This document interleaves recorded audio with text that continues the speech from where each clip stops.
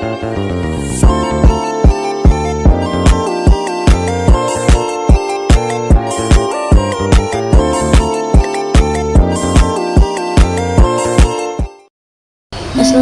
warahmatullahi wabarakatuh. Shalom, Om Swastiastu, Namo Buddhaya, Nang Salam Kebajikan. Perkenalkan, nama saya Tardiala Berutarigan. Saya akan membacakan ulang buku yang berjudul Tuhan Beri Aku Alasan Untuk Tidak Menyerah, karya Malik Al-Mughis dan Luqman Al-Hakim, yang diterbitkan oleh Syalmahat Publishing. Saya tertarik membaca buku ini karena buku ini self-improvement yang mampu menyentuh sisi kemanusiaan kita dalam setiap proses kehidupan, dan serta memberikan pelajaran berharga tentang makna hidup dan kedekatan kita dengan Tuhan. Dan saya sudah membaca buku ini sampai halaman 61. Di dalam kehidupan kita, pasti kita pernah merasa capek, putus asa, dan berpikir untuk menyerah. Tetapi si penulis mengajak kita untuk sadar bahwa masalah yang kita hadapi itu sebenarnya bukan tanpa alasan.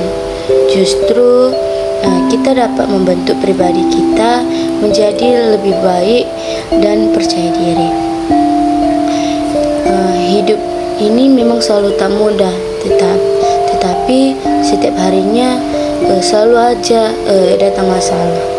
Kenapa hidup ini selalu saja datang masalah?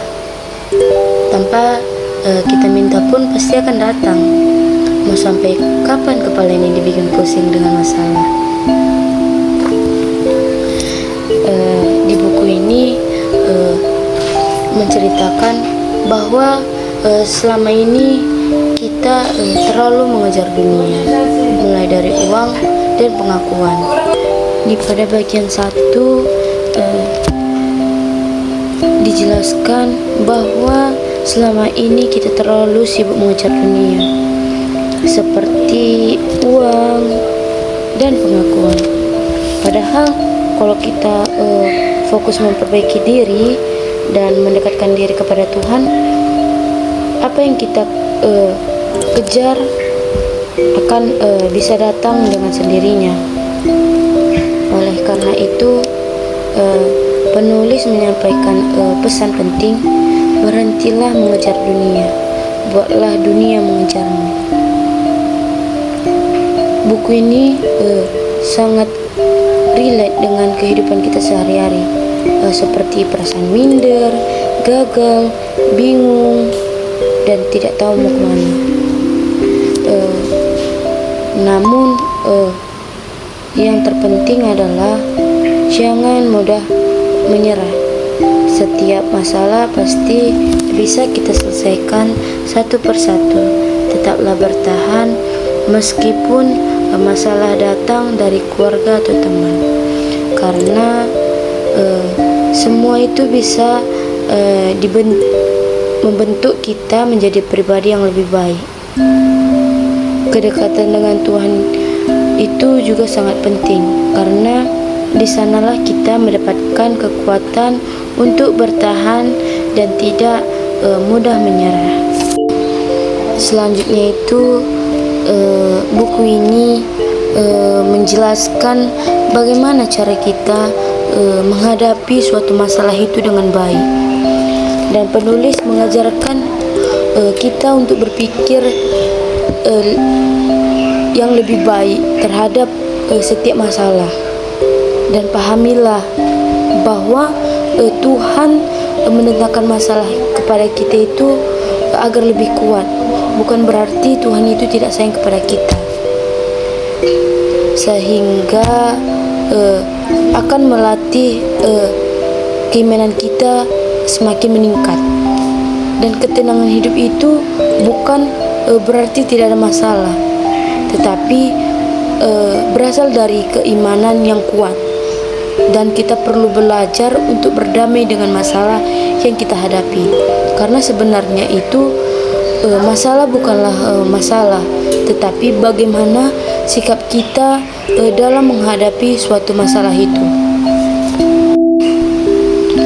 Bagian yang menurut saya paling berkesan itu adalah kalimat yang berhentilah mengejar dunia, buatlah dunia mengejarmu. Karena kalimat ini menggambarkan apa yang sering saya rasakan.